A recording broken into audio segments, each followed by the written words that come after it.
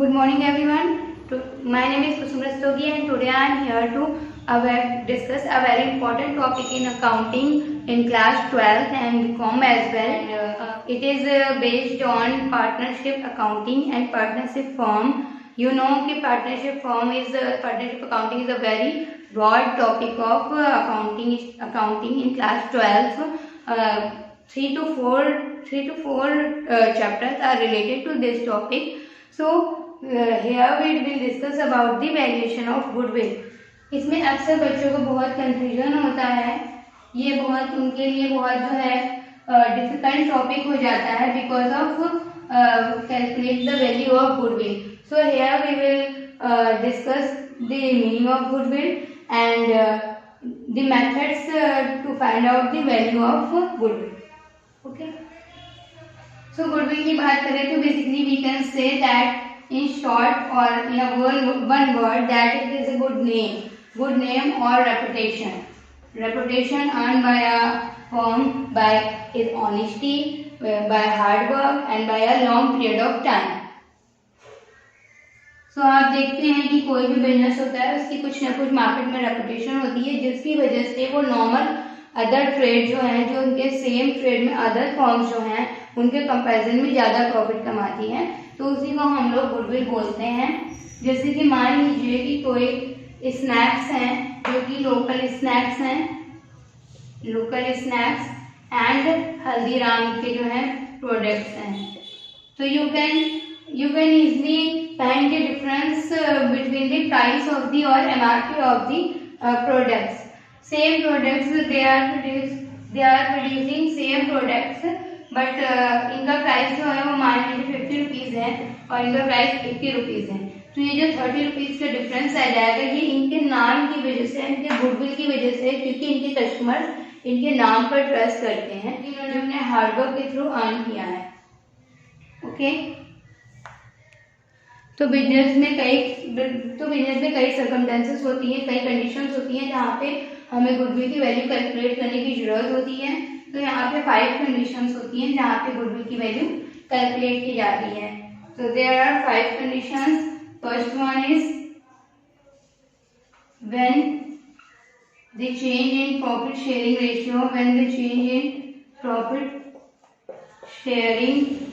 Ratio among the existing partners हैं, उनके बीच में प्रॉफिट शेयरिंग रेशियो चेंज होने की वजह से हमको गुडविल कैलकुलेट करनी पड़ती है. Second, eight the time of admission of new partner के एडमिशन के टाइम पे हमको गुडविल की वैल्यू कैलकुलेट करनी पड़ती है. बिकॉज क्या होता है, प्रॉफिट शेयरिंग रेशियो चेंज हो जाता है जब कोई नया पार्टनर एंटर करता है फॉर्म में, इस वजह से हमें गुडविल की वैल्यू कैलकुलेट करनी पड़ती है.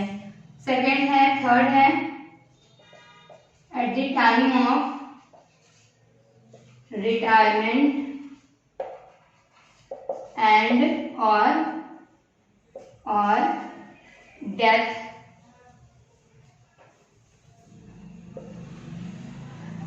डेथ ऑफ अ पार्टनर, किसी पार्टनर की रिटायरमेंट और डेथ की वजह से.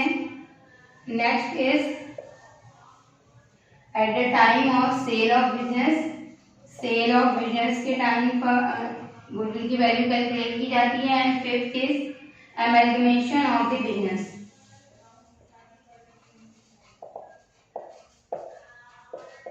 ये 5 कंडीशंस होती हैं जहाँ पे हमें गुडविल की वैल्यू को कैलकुलेट किया जाता है. बिकॉज क्या होता है, यहाँ पे change in profit sharing ratio होता है, कुछ कंडीशंस होती हैं यहाँ पे प्रॉफिट शेयरिंग रेशियो चेंज होता है.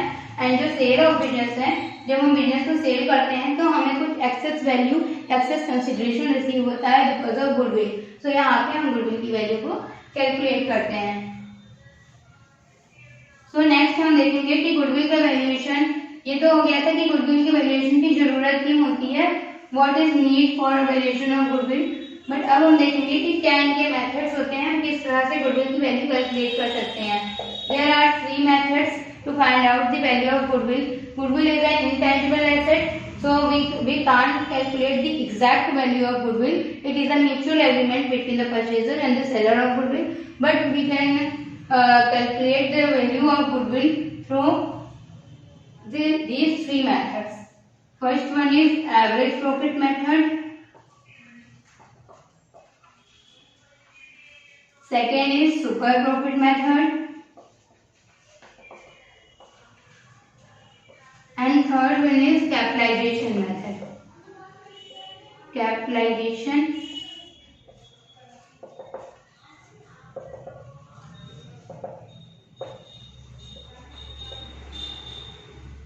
Capitalization method is further divided into two subcategories on the basis of capitalized value of average profit, and second one is capitalized value of super profit.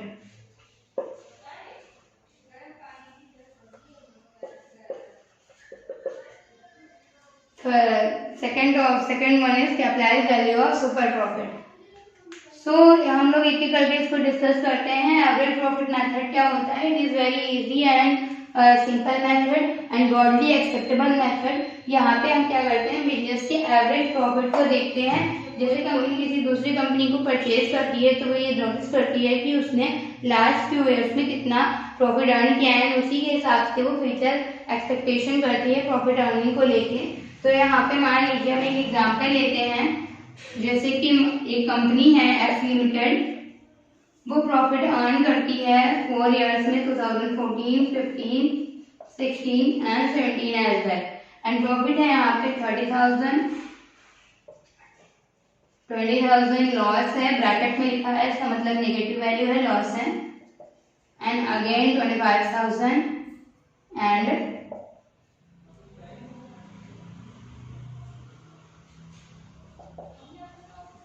45,000. तो यहाँ पे हम क्या करेंगे, हम सबसे पहले एवरेज प्रॉफिट मेथड के लिए इन सबका एवरेज प्रॉफिट निकालेंगे. एवरेज प्रॉफिट का मतलब होता है इनका हम टोटल करें, total of profit and divided by number of year.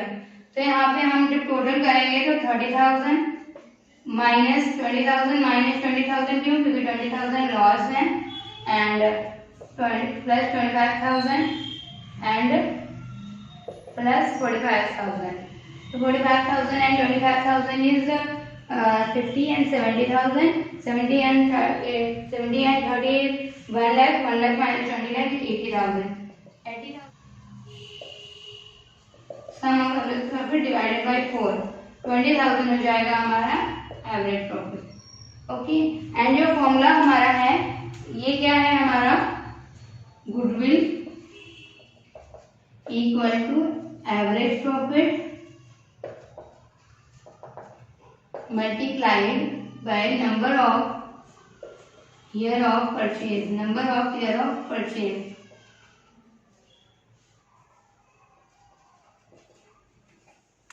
So assume that number of years purchase is 2 years. So यहाँ पे हम लिख देंगे number of year of purchase is 2 years.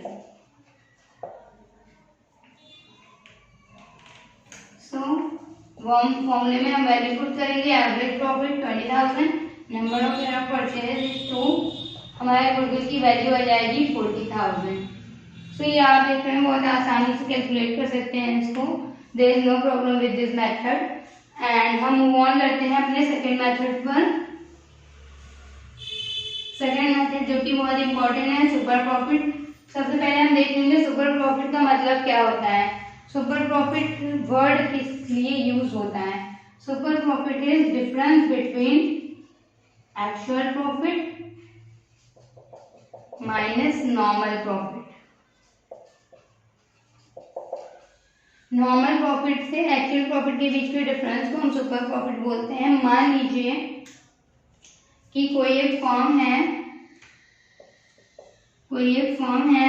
X limited, Y limited firm है and ये earn करती है. इसका नॉर्मल प्रॉफिट क्या है, नॉर्मल प्रॉफिट जो अर्न करती है that is rupees 50,000, and the actual profit for the year is rupees 80,000. So we can easily calculate the super profit is difference between the actual profit and normal profit. So super profit is 80,000 minus 50,000, 30,000.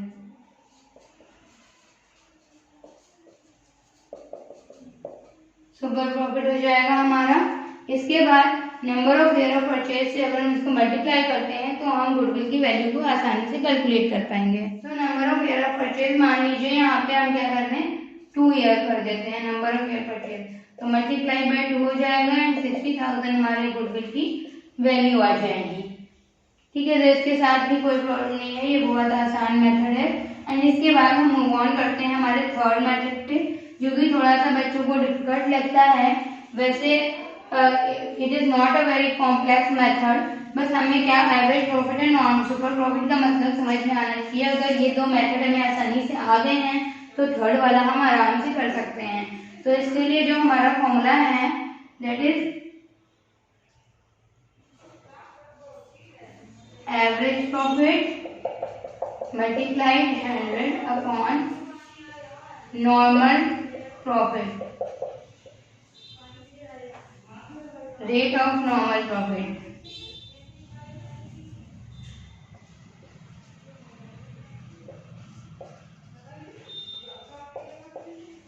And second के लिए भी same है, यहाँ पे average की जगह पे super profit हो जाएगा मल्टीप्लाइड 100 अपॉन नॉर्मल प्रॉफिट। सो इनके बेसिस पे हम यहाँ पे गुडविल की वैल्यू कैलकुलेट कर लेंगे, जो भी कैपिटलाइज वैल्यू आएगी और जो एक्चुअल वैल्यू जो कि एक्चुअल कैपिटल हमने एम्प्लॉयड की होगी, उन दोनों के डिफरेंस के बेसिस पे हम लोग गुडविल की वैल्यू कैलकुलेट करते हैं। इसके आगे कुछ अकाउंटिंग ट्रीटमेंट्स हैं जिनको हम अप्लाई करके हम फर्दर वैल्यूज को कैलकुलेट करते हैं। बट गुडविल की अगर बात करें, वैल्यूएशन ऑफ गुडविल, तो वो इन 3 मेथड्स के बेसिस पर ही होता है और जनरली हम लोग एवरेज प्रॉफिट और सुपर प्रॉफिट मेथड का यूज करते हैं। तो आपको ये समझ में आ गया होगा। So thank you.